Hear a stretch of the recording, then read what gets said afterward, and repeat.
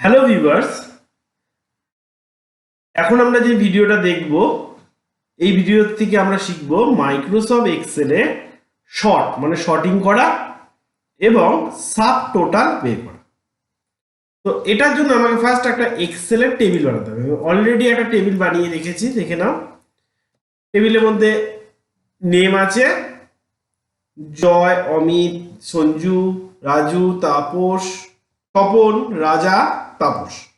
Item আছে keyboard, mouse, CPU, এগুলোই ঘুরিয়ে ফিরিয়ে আছে এবং অ্যামাউন্ট।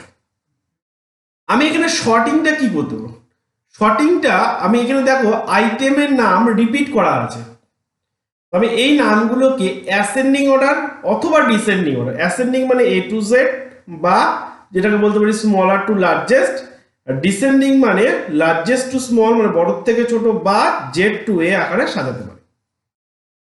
তার জন্য কি করতে হবে? ফার্স্ট আমাকে কি করতে হবে, টোটাল টেবিলটাকে সিলেক্ট করতে হবে উইদাউট টেবিল হেডার। মানে এই যে ফিল্ড নেম যেগুলো আছে, নেম, আইটেম, মনিটর, এগুলো বাদ দিয়ে টোটাল টেবিলটাকে সিলেক্ট করে নেওয়ার পর আমাকে যেতে হবে কোথায়?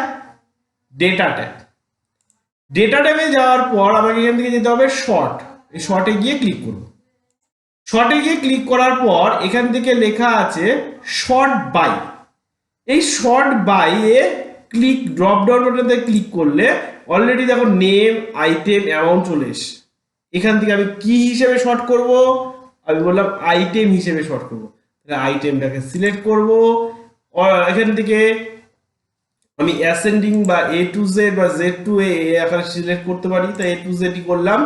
ওকে, দেখো প্রথমে চলে আসলো সিপিইউ, যেহেতু সি দিয়ে শুরু হয়, তারপরে কিবোর্ড, তারপরে মাউস, তারপরে পরপর শর্টিং হয়ে গেল। এইভাবে আমরা শর্ট করতে পারি। নেক্সট আমরা শিখব সাব টোটাল। সাব টোটাল করার জন্য ফার্স্ট আমাকে যেটার উপর সাব টোটাল করবো, আমি যেহেতু আইটেমটার উপর সাব টোটাল করবো, সেক্ষেত্রে আমাকে আইটেমটাকে শর্ট করে নিতে হবে, সে অ্যাসেন্ডিং অর্ডারই হোক বা ডিসেন্ডিং অর্ডারই হোক। শর্ট করে নেওয়ার পর আমাকে কি করতে হবে? টোটাল টেবিলটাকে সিলেক্ট করতে হবে। এক্ষেত্রে কিন্তু হেডার সহ মানে টোটাল টেবিলটাকে সিলেক্ট করার পর চলে আসবো ডেটা ট্যাব। যেহেতু আমি আগেরটাও ডেটা ট্যাবে ছিলাম, এখন ডেটা ট্যাবেই আছি।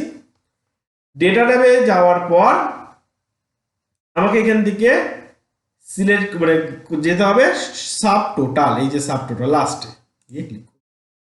সাব টোটালে গিয়ে ক্লিক করার পর দেখবে অলরেডি অ্যামাউন্টটা ক্লিক করাই আছে। হ্যাঁ, এইবার ওই যে ওপরে দেখো এখানে লেখা আছে অ্যাট ইজ চেঞ্জিং, এই সেলটাতে গিয়ে ক্লিক করে আমাকে নিতে হবে কি হিসাবে করব? আইটেম। তাহলে আইটেমটাকে সিলেক্ট করে ওকে, দেখো কি এসছে। আইটেম হিসেবে যখন নিয়েছি সিপিইউ, এটাকে বড় করে দিই। দেখো দুটো সিপিইউ ছিল, সিপিইউ দুটো টোটাল, একটা ছিল 15,000, একটা ছিল 30,000, মানে দুটো মিলে হয়েছে 45,000। দুটো কিবোর্ড 500, তিনটে মাউস কিন্তু 750। এবার এখানে একটা এই যে এক্সেল শিটটা, তার পাশে দেখো একটা চলে এসছে মাইনাসের সাইন। এগুলোকে মাইনাসগুলোকে যদি ক্লিক করে দাও তাহলে প্লাস হয়ে যাবে। দেখো তাহলে বাদ বাকি দেখাচ্ছে না। তাহলে কি মানে CPU total 45,000, keyboard total 500, mouse total 750। এই মাইনাসে ক্লিক করে শুধুমাত্র গ্র্যান্ড টোটালটা দেখাবে। বুঝা গেছে? তার মানে আমার যদি মনে হয় যে আমার টোটাল ডিটেলস লাগবে না, সিপিইউ, কিবোর্ড, মাউস দিয়ে কত টাকা এসছে সেটা যদি দেখতে হয়, তাহলে আমি এইভাবে সাব টোটাল করে দেখতে পারি। ঠিক আছে? তাহলে এই প্রসেসে আমরা কি করতে পারি? শর্ট করে নিয়ে আমরা সাব টোটাল অ্যাপ্লাই করতে পারি। ওকে।